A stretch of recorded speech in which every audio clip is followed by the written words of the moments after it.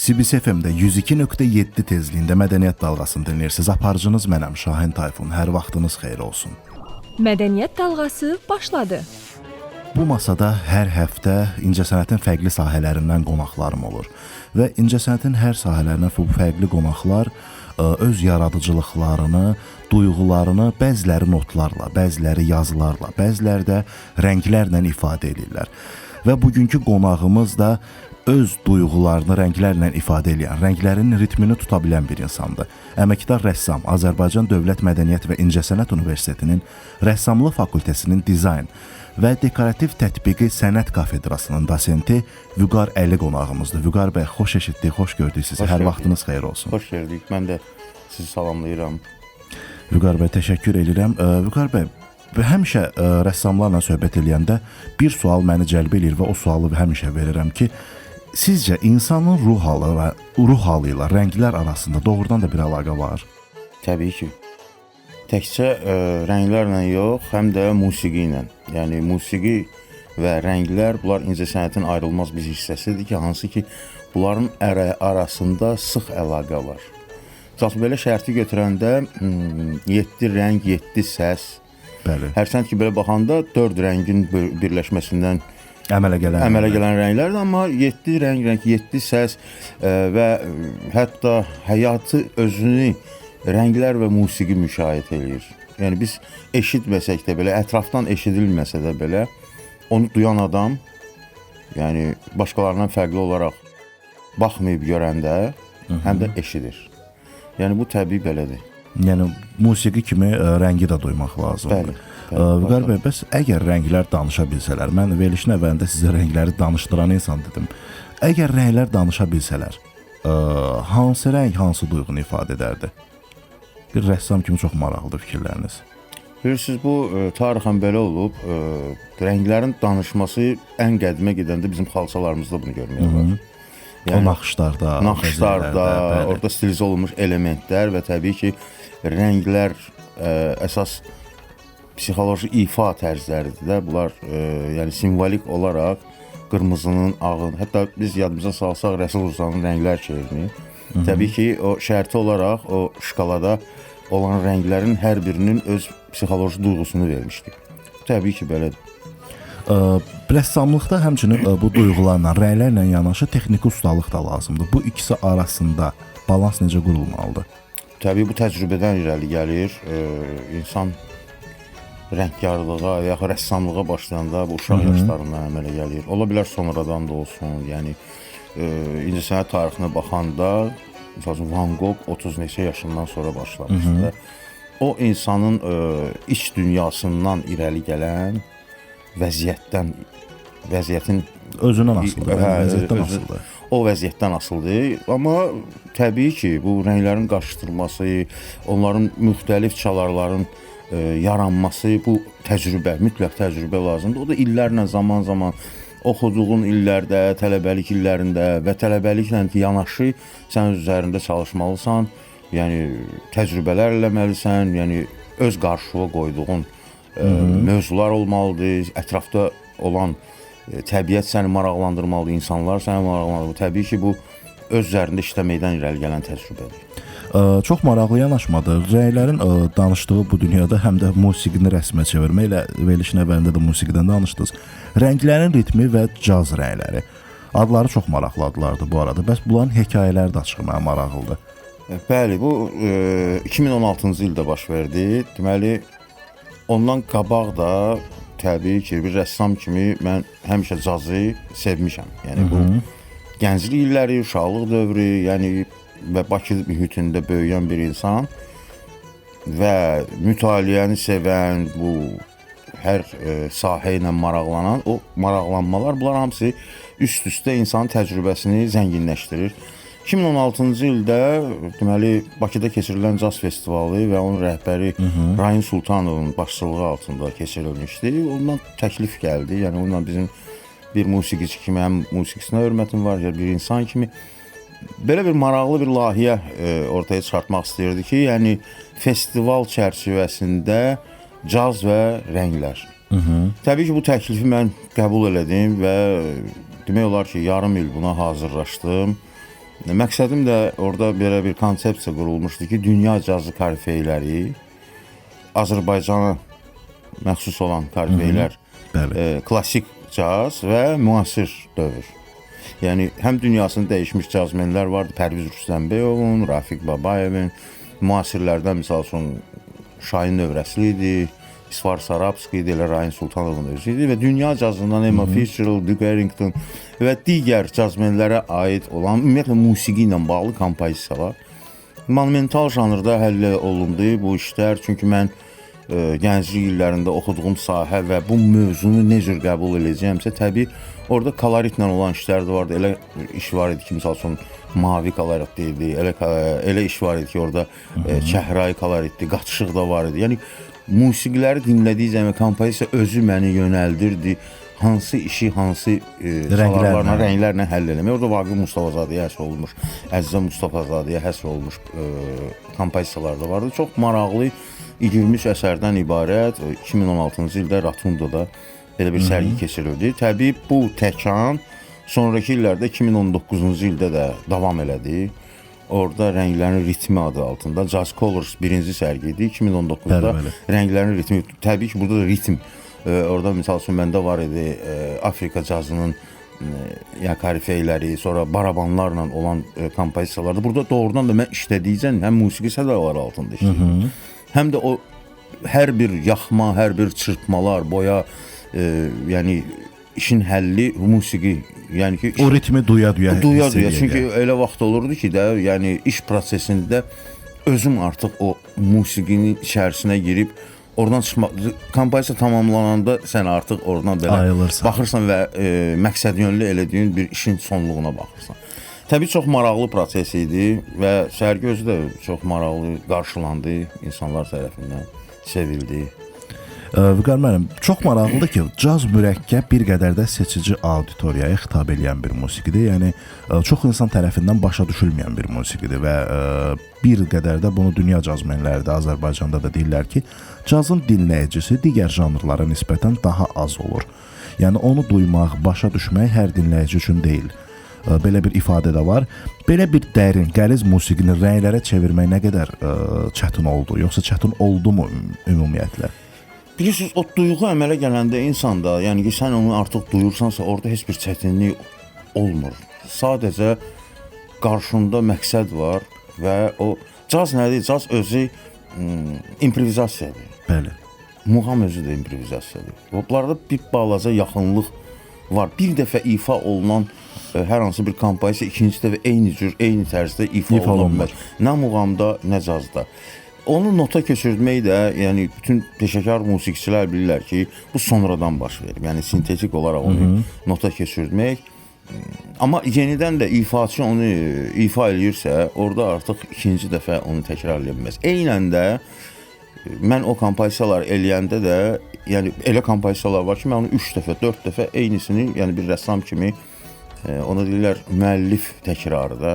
Amma o elə kompozisiyalardır, onun müəllif kimi mən onu təkrar edə bilməzdim. Çünki ikinci dəfə o çırpmaları eləyəndə o tamam başqa bir şeyə çevrilə bilər. Yəni alınacaq, amma o alınmayacaq, başqa bir şey alınacaq. Yəni musiqidə də, cazda da olan bu anlar, elə bil ki, rəsmdə də bu anlarla üst-üstə düşürdü və ondan da başqa ritmi duymaq lazımdır. Yəni o düzdür, Bakıda tarixən başqa musiqilərlə, yəni ki, milli musiqimizlə yanaşı müasir dövrdə Bakı caz şəhəri sayılır. Yəni rock şəhəri sayılmır. Bunu hamısı bilir. Yəni artıq indi amma tamam fərqlidir. Yəni caza qulaq asanların sayı əvvəlki illərdəki kimi olmaya bilər. Yəni 60-cı illərdə, 70-ci illərdə.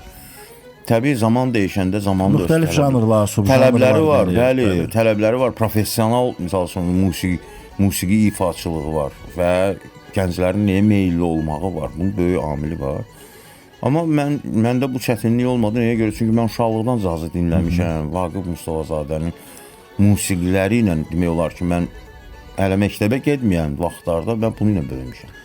Cazın qəliz olduğu qədər də abstrakt əsərləri də çox vaxt rəssamların abstrakt əsərlərini də qəbul edə bilmirlər və ya bir qədər qəribə yanaşırlar. Səbəb nədir? Səbəb o rəssamlıqda da var. Rəssamlıqda da, musiqidə də abstraksiya. Abstraksiya o demək deyil, yəni xaos. Orada musiqidə də, rəngkarlıqda da, rəssamlıqda da bunun bir prinsipi var. Yəni ki, kompozisiya prinsipləri var, quruluşu var. O strukturun həm musiqidə, həm rəssamlıqda prinsiplərin növləri var. Amma çox insan bunu xaotik bir şey kimi anlayır. Təbii, bilirsiniz necədir? Həm maraqlanma, o fərq eləmir ki, onun üçün universitet keçəsən və yaxud hər hansı bir kurs keçəsən. Sadəcə, bəli, o oxuyub özün də, misal üçün, əldə eləyirsən, görürsən ki, bəli, burada mesela kompozisiyanın 7 prinsipi var, rəssamlıqda da. İstəyir realistik əsərlər olsun, və yaxud dekorativ olsun, və yaxud rəngkar əsl, və yaxud abstrakt sənət olsun. Abstraksiyanın özündə də o prinsiplər var. Mesela o prinsiplərlə qurma. Musiqinin özündə də dinləyəndə, misal üçün, giriş var, orta var, kulminasiya və son bağlanma var. Yəni onu diqqətlə dinləyəndə nə qədər xaotik musiqi də olsa, əgər orada prinsiplər varsa, təbii ki, o dinlənəcək. Onu duyan, musiqiyə bir dəfə qulaq asmır ki, adam, misal üçün, əsl dinləyici onu bir 6 dəfə, 7 dəfə, bəli, olur ki, ruhuna düşürsə, o daim onu müşahidə edir. Hətta ona qulaq asmasa belə beynində səslənir. Amma orada prinsip olmalı. O prinsip olmasa, bax, xalçanın özündə prinsip var, quruluş var. İlmələrin özü bir quruluşdur, struktur var. Və musiqi ilə rənglərin arasında, hər hansı bir kompozisiyanın arasında da orada da struktur olmasa, deməli o mükəmməl iş deyil. Yəni ki, xaotikdir, təsadüfi olunan bir şeydir. Məsələn, zamanında tələbəlik illərində mənim payıma düşüb ki, mən çox özümü xoşbəxt sayıram ki, Xudu Məmmədovun kurslarında olmuşuq. Gənc tələbələrdik, Əzimzadə adına məktəbdə oxuyurduk. Amma alternativ olaraq biz rənglər, prinsip, o struktur, kristalografiyanın rənglərə çevrilməsi, xalçanın strukturunu öyrənmə, memarlıqda olan həmən o prinsipin işlənilməsi, bu barədə biz məşğələlər keçir. Bizim öz kainat qrupumuz vardı, gənclər qrupu. Yəni bu böyük təsirini göstərmişdi. Həm xalçanın dilini öyrənməyə, semantikasını öyrənməyə və yaxud müasir, bunu müasir janra çevirib rəngkarlıqda və indi interyerdə istifadə olunan kompozisiyalar var ki, hansı ki, kristalografi quruluşlar yəni ki, istifadə olunur. Bu Avropada da istifadə olunur. Yəni bu hansı dildir? Ənənəvi dildir də. O dünyayı sübut elədi ki, qanın kristalografi quruluşu xalça və miniatürün prinsipi ilə eynidir. Və yaxud Səmərqənddə, Buxarada, memarlıqda istifadə olunan o kristalografi quruluş eynən insan DNK-sı ilə eyni gəlir. Və xalçanın yaranması çox qəribədir və fantastik bir şeydir ki, zamanında təhsil olmayan, eskiz bilməyən, misal üçün, milimetrovka bilməyən, eskiz eləməyən insanlar xalça toxuyublar, o cürə dünya yaradıblar. Tam mükəmməl. Çox qəribə belə, yəni ki, araşdırmalarla məşğul olmaq, bu özü də təcrübənin üstünə yenilik gətirir. Yəni ki, bilgi gətirir. Maraqlı məlumat idi bu arada. Vüqar bəy, deməli, yaradıcı insanlarda bu təb dediyimiz çox maraqlı bir şey var ki, bu hərədə bir cürdür. Bəzi yollarla gəlir, nə bilim, bəzən təbiətdən, bəzən sükutdan, bəzən sizin kimi elə səslərdən, musiqidən. Harda yaratmaq sizin üçün daha rahatdır? Məsələn, bir yazıcıda, musiqiçidə belə bir şey var ki, təbiət qoynunda daha doğrusu elektronik cihazlardan uzaq, material dünyadan maksimum dərəcədə uzaq onlara daha rahatdır. Sizdə necədir bu? Yoxsa fərqi yoxdur? Yəni hər yer emalatxana ola bilər sizin üçün. Ola bilər. Amma yetər ki, əlinin altında istədiyin bəzi malzemələr olmalıdır da. Yəni biz pandemiya dövründə çox qəribə bir, yəni pandemiya dövrünə nəzər salanda mən emalatxanadan bayra çıxmamışam. Yəni ki, bir sıra silsilə işlər yaratmışam. Və o dövrdə mən özümdə də olub, elə daim də olub, yəni Qobustanda rəsm eləmək. Hətta bir dostum var, yəni o televiziya işçisidir, operatordur. Uşaqlıq dostu olmuşuq.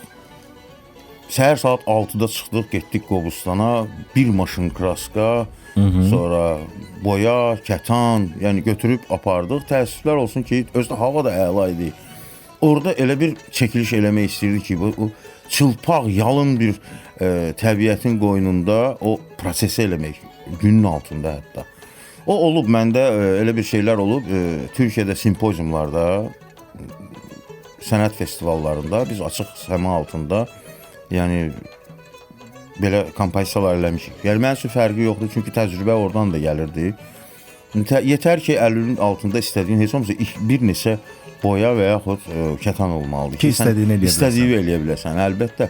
Amma nə qədər ətrafda adam olacaq, olmayacaq, o iş prosesində artıq onu düşünmürsən. Təbii emalatxanada işləmək tamam başqa şeydir. Emalatxanada işləyəndə Öz evindəki kimi öz evindəki rahatsan. kimi, yəni ki, o işi bir neçə prosesə də eləyə bilərsən, uzada da bilərsən. Amma çılpaq təbiət qoynunda eləyəndə orada format dəyişir. Yəni bu başladısa orada- artıq bitməlidir, yoxsa Bəli, çünki elə şeylər var ki, o tamamlanmalıdır, bitməlidir. Nöqtəni orada qoymalısan. Ola bilər sonradan nəsə əl gəzdirərsən, amma əgər ətrafda insanlar da varsa, sənin vaxt da, həm də o format da, verilən vaxt formatını öz qarşıma qoyanda, orada artıq yəni bədayətən ani şeylər olmalıdır. Bir var notla oturub işləyirsən. düzdür. Bir də var bayırda improvizasiya eləyirsən. O tam fərqli şeydir. O gəlir realizmə gələndə, məsələn, etüdə bir var gedirsən. Tələbəlik dövründə, elə indinin özündə də. Etüd nədir? Etüd ani olaraq bir neçə dəqiqəyə gördüyün o vəziyyəti, istəyir rəng vəziyyətini və yaxud forma vəziyyətini ani olaraq kətana və yaxud tabloya köçürmək. Orada oturub işləmək yoxdur. Yəni vəziyyəti göstərir. Dərinləşdirmirsən. Dərinləşdirmirsən. Sən vəziyyəti tutursan. Çünki 10 dəqiqəyə hava dəyişir, buludlar da gedə bilər, kölgə də gələ bilər. Gördüyün anturaj tamam başqa cür olar. İndi texniki vasitələrdən istifadə edib telefonu alırlar, Masiskoyda oturub misal üçün emalatxanada oturub işləyirsən. Yəni bunlar tamam başqa şeylərdir. Orada təcrübəni özün qarşıma qoyursan ki, mən bunu eləyəcəm bu vaxtda. Yeri gəlmişkən bu modern dizayn sənəti, yeni texnologiyalar, kompüter qrafikası, bunlar ənənəvi rəssamlığı nə qədər sıxışdırdı, yaxud onun inkişafına nə qədər təkan verdi? Bu hələ hiss olunmur, o gələcəkdə hiss olunacaq. Çünki indi süni intellekt çıxıb. Yəni ki, orada tamam başqa bir fərqli bir şeylər əmələ gələcək. Təbii insan zəkasını, onun intellektini əvəz edən ikinci bir şey ola bilməz. Amma İnsanın intellekti daha zəngindir, daha abstraktdır, daha əlçatmaz və deyərdim ki, nepredisказуемый, yəni zəmanət verici deyil. maraqlıdır. Elə psixologiyaya da toxunduq. Psixologiyada rəng bölmələri var. Dizaynerlər, developerlər, kino rejissorlar bu rəng psixologiyasından istifadə edərək daha geniş kütləyə çatmaq istəyirlər. Bu rəssamlarda da xüsusi belə bir şey var, yoxsa rənglərin fərqi yoxdur artıq rəssamlar üçün? Bilirsiniz, rənglər ümumiyyətlə Yoxsa baxır nə üçün, kim üçün işləyirsən? o da ola bilər. Çünki mesajla ötürmə olur. Elə iş var ki, mesaj ötürülür. Elə iş var ki, rəssam ancaq 2-3 rənglə işləyir. Yəni bu onun iç dünyasından irəli gəlir. Məsələn, elə rənglər var ki, onlar təzadlı rənglərdir də, onu işlədə hər adamın məsəl üçün gücü çatmır da elə rənglərlə. İki rəngi bir-birinin qarşısında qoyanda, məsəl üçün yaşılla qırmızını kompozisiyada işlətmək və yaxud göyün yanında sarını işlətmək, yəni bu biraz riskli bir şeydir. Görək hansı kompozisiyanı eləyəcəksən, nə eləyəcəksən və orada son məqamda sən o rəngə gücün çatacaq. Ümumiyyətlə belə bir şey var. Məsələn, bu iki rəngi ümumiyyətlə qarışdırmaq olmaz. Necə qarışdırmaq? Yəni bir əsərdə bu iki dənə rəngi eyni yan-yana istifadə etmək Bilirsiniz, olmaz. necə o yazılmış tezisdir. Yəni onu baxır yenə də rəssama baxır, çalışmaya baxır və yaxud əsərin mövzusuna baxır. Ola da bilər, olmaya da bilər. Yəni bu Maraqlı sənət bir fikrin vizual ifadəsidir. Bəzən də duyğunun özüdür. Bir əsərə başlayanda onun son gedəcəyi yeri, məsələn, təxmin edirsiniz, bilirsiniz, yoxsa hər şey tamamilə xaotik bir prosesdə istiqamətlənir, gedir. Çox maraqlıdır. bilirsiniz, yəni bu yenə deyirəm, elə əsər var ki, oturub eskiz eləyirsən, qabağına. Yəni məsələn, üzr istəyirəm, belə bir şeydə, məsələn, bir rəsmə başlamamışdan əvvəl bu beyində çəkilir əvvəlcədən, yoxsa tamamilə xaotik başlayır. Məsələn, bir var beynimizdə çəkirik artıq biz onu, yoxdur əsər ortada, amma beynimizdə var. Təbii elə əsərlər var ki, onu əvvəlcədən beynində çəkirsən, yəni ki, artıq bilirsən, ya eskiz eləyirsən, onu oturub işləyirsən. Bəzən də olur ki, məsəl üçün eskizi eləyəndə iş, çünki böyüyür axı, format var. Eynən. O format artıq öz diktəsini eləməyə başlayır və sən müəyyən şeyləri əlavə edib, müəyyən şeyləri silə bilərsən. Amma yenə də bu eskizlə əmələ gələn şeydir. Amma elə də məqam var ki, məsəl üçün mən o çalışmalar deyirdim də, şeydə simpoziumlarda. Özbəkistanda olub, Belarusiyada olub, məsəl üçün Türkiyədə olub. Çılpaq xolstu yerdə qoyub başlayan ana qədər mən bilməmişəm nə edirəm, nə edəcəyəm. Başlayan anda artıq mən bilirdim orada nə etməliyəm. Çünki elədiyi gün hər hansı bir vasitə, priyon sənə özü verir o vasitəni ki, sən onu prinsiplər, kompozisiyanın prinsipləri böyük rol oynayır. O prinsiplərlə hərəkət eləyəsən. Yəni bir var, rəngləri kətanın üzərinə çırpırsan, ya qoyursan, yaxırsan, sonra başlayırsan baxmağa, o özü sənə nə deyir. Və onu başlayırsan yönəltməyə, cilalamaq. Bəli. O ikinci kətanı da yanında qoyub, yenə həmən şeylərlə o başqa şey sənə deyir. Yəni orada son məqamda nə əmələ gələcək, onu iş prosesində. Onda bu gedişat xaotikdir də, yəni. Xaotikdir, amma xaosu çevirirsən müəyyən bir qeyri-xaos bir şeyə. Onu xaos kimi saxlamaq da olar, yüzlərlə elə çalışmalarda eləmək olar. Mənim xaotik dediyim sırf prosesin özü idi. Proses, yəni ki, o bədahətən deyirlər də. Məsələn, meyxanaya başlayanda, meyxanada bir fişqa atılır, bir kəlmə deyilir, qafiyə. O qafiyəni tutub, başlayırsan sən onu toxumağa. Burada da rəngi atırsan, o rəng insana hansı məqamı verirsə, ola bilər orada təsvir əmələ gəlsin, ola bilər orada sevgililər olsun və yaxud hər hansı bir poetik bir mənzərə olsun və yaxud ləkə olsun. O ləkəni sən başlayırsan toxumağa. Üzr istəyirəm, birinci sizdə rəngi atmaqdan başlayır, yoxsa? Əvvəl texniki proses var da, yəni ki, o rənglərin qatışması üçün sulayırsan və yaxud ola bilər müxtəlif şeylərdən, şpakildən istifadə eləyəsən, ya əldən istifadə eləyəsən və yaxud vedrə ilə qatışdırıb götürüb atasan. Yəni o anlar o texniki prosesdir. Sonra artıq başlayırsan. Ola bilər orada sən fırça ilə də işləyəsən, əllə də işləyəsən. Yəni o sən artıq gedişatdan asılıdır. Vüqar bəy, bizim danışdığımız, izahını verdiyimiz, söhbətini elədiyimiz hər şey qarşımızdakı insanın başa düşəcəyi qədərdir. Yəni biz çox böyük bir şey danışa bilərik, amma qarşımızdakı insanın bazası hara qədərdirsə, o ora qədərini anlayacaq. Bu rəsmdə də böyük ehtimal ki, belədir. İnsanların daha çox, belə deyək, tamaşaçıya buraxmaq, əsərləri daha çox tamaşaçıya buraxmaq, anlamaq üçün bu nə qədər doğrudur? Yoxsa ümumiyyətlə hər kütlə üçün hesablanmış əsərlər var? O eləsinə yəni o ədəbiyyatda da var. Çünki biz bunu taktik çəkirik və yaxud da musiqidə də var və yaxud da ədəbiyyatda da var, filmlərdə, incəsənətin hər sahəsində var. Bunu tamamilə tamaşaçıya buraxmaq doğrudur sizcə? Bilirsiniz, yazıcı da, rəssam da, aktyor da hardasa, təbii bu sənət cəmaət üçündür, yəni insanlar üçündür. Biz insanlardan qidalanırıq nə mənada? Biz onları müşahidə eləyirik, onlara nə lazım olduğunu ötürməyi beynimizdə fikirləşirik. Təbii ki, pozitiv olmalıdır. İnsanların pozitivə ehtiyacı var, gözəlliyə ehtiyacı var. Kütlə yığışıb əgər cəm halında insanlar tamaşaya gəlirlərsə, təbii ki, onların arasında müxtəlif adamlar var. Eləsi var incəsənəti başa düşür, eləsi var incəsənəti başa düşmür. Orada anlamağa başlayır. Yəni, iş prosesində özünü də tapa bilir orada. Yəni, istədik də, istəmədik də, biz nə qədər olsa insanlardan öyrəniriksə, biz onları yönəldməliyik də həm də. Onlar, yəni, verdiyinlə onları haradasa öyrədirsən. Yəni, cəlb edirsən pozitivliyə və incəsənətə. Vüqar bəy, bir şey də soruşacağım. Sənətdə orijinallıq anlayışı zamanla hər zaman dəyişibdir. Müasir dövrdə bir çox rəssamlar oxşar texnikalardan, üslublardan istifadə edirlər, amma bəzən sərhəd o qədər incə olur ki, o təsirlənməklə plagiata ayırmaq olmur. Bunu necə ayırmaq olar? Yəni, bu plagiat anlayışı necə başa düşülməlidir rəssamlıqda bugün? Bilirsiniz necədir? Mən sizə bir söz deyim də.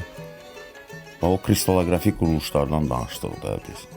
O kristallografik quruluşlarda bir qism insanlar var ki, misal kompozisiyalarda istifadə edirlər.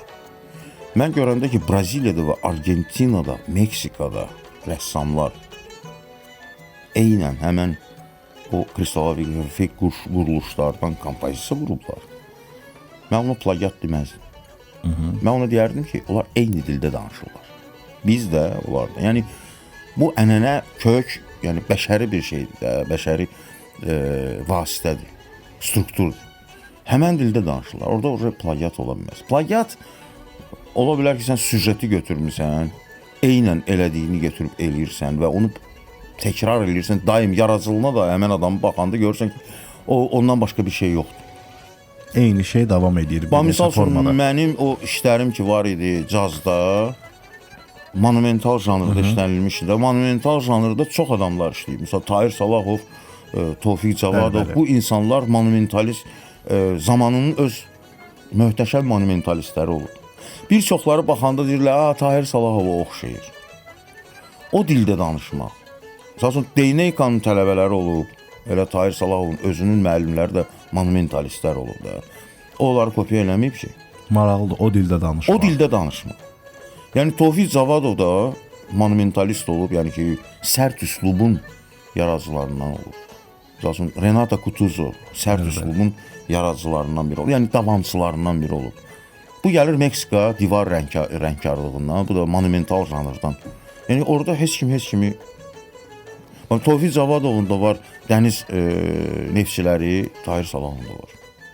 Heç kimdən misal üçün plagiat götürmür. Maraqlıdır. Mövzu eyni ola bilər. Neftçilər temasını o gör nə qədər rəssamlar işlədi. Bənzərlik ola bilər, amma eynən götürüb 100% köçürtmək, bəli, indiki Ən zamanda azından fikir olur amma. indiki zamanda Nitok təkcə fikri yox, hər bir şey. Məsələn, mütaliə olmayan insan açır Pinterest-i, oradan götürür, başlayır oğurluq eləməyə. Saat dünyada təkcə bizdə deyil. Məsələn, Avropanın özündə də mən görmüşəm ki, hansısa mənim dostluğumda olan Facebookda Braziliya rəssamının eynən götürür, eynən o dildə də danışmır. Eynən götürüb köçürdü. Buna incəsənətdə həyasızlıq deyirlər. Yəni belə şeylər olur. Təbii dünyada ona qarşı, yəni cərimələr də var və cəzalar da var.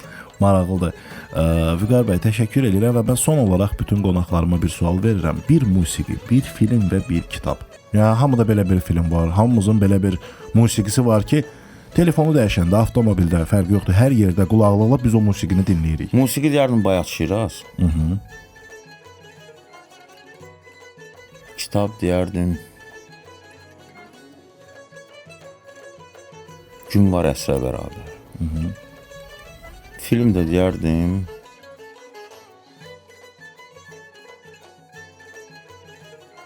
Bir dəfə Amerikada. Maraqlı cavablardır. Təşəkkür edirəm Vüqar Çox sağ bəy. olun. Maraqlı cavablar üçün gəldiyiniz üçün qonağımız oldunuz. Mən də sizin şirkətə, bütün əməkdaşlara, yaradıcı heyətə öz təşəkkürümü bildirirəm. Nə yaxşı ki, belə verilişlər var, yəni bizi qonaq çağırırsınız, böyük məmnuniyyətlə. Yaradıcılıq uğurları, daim pozitiv verilişlər. Təşəkkür edirəm. Sağ olun. Sizlə söhbət xoş oldu və xatırlatmaq istəyirəm ki, qonağımız əməkdar rəssam, Azərbaycan Dövlət Mədəniyyət və İncəsənət Universitetinin Rəssamlıq Fakültəsinin Dizayn və Dekorativ Tətbiqi Sənət Kafedrasının dosenti Vüqar Əli idi. Biz də gələn həftənin cümə günü yenə bu masada olacağıq. Sağ olun, sağlıqla qalın.